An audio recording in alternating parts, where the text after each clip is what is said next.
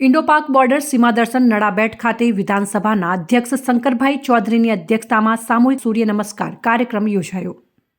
સૂર્ય નમસ્કારને વિશ્વસ્તરીય ફલક પર લઈ જવા માટે ગુજરાત રાજ્ય યોગ બોર્ડ અને રમતગમત યુવા અને સાંસ્કૃતિક પ્રવૃત્તિઓના વિભાગ તેમજ રાજ્ય સરકારના માર્ગદર્શન હેઠળ નૂતન વર્ષના પ્રથમ દિવસે તારીખ 1 જાન્યુઆરીના રોજ રાજ્યભરમાં 108 સ્થળોએ સૂર્ય નમસ્કાર કાર્યક્રમોનું આયોજન કરવામાં આવ્યું હતું।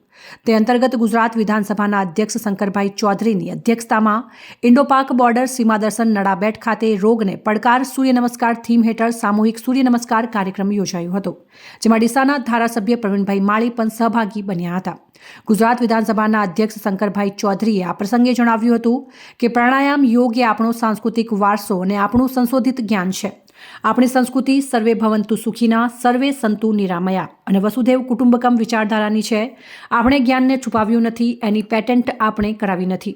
જે સારું છે એ આખી દુનિયા માટે છે, એ ભાવ સાથે આપણે વિશ્વ સમક્ષ યોગ પ્રાણાયામને મૂક્યા છે।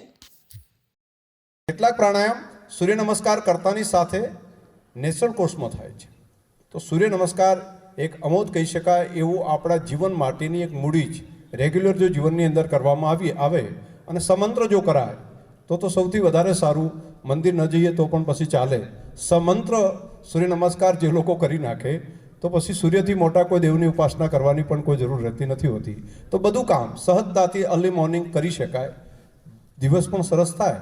અને આદિદેવ તો આદિકાળથી સૂર્યદેવ છે જ, તો સૂર્યદેવની ઉપાસના કરવાનું કામ અને સૂર્યદેવની અંદરથી મળતી ઉર્જા એ પણ આપણે ડાયરેક્ટ લેવાનું કામ કરીએ।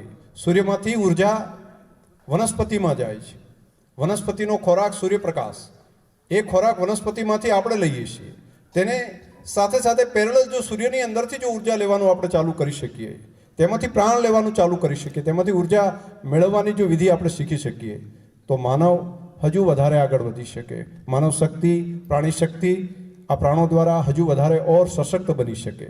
તેમાંનું એક શરૂઆતનું પગથિયું એટલે આજે સૂર્ય નમસ્કારનું કામ રાજ્ય સરકારના યોગ અને સંસ્કૃતિ વિભાગ દ્વારા માન્ય મંત્રી શ્રી હર્ષભાઈ સંઘવી અને રાજ્યના મુખ્યમંત્રી શ્રી ભૂપેન્દ્રભાઈ પટેલ બંને આજે સવારે મોઢેરા હાજર રહી અને આ કાર્યક્રમને આયોજન કર્યું। તે માટે તેમની સમગ્ર ટીમને પણ હૃદયપૂર્વક ખૂબ ખૂબ અભિનંદન આપું છું।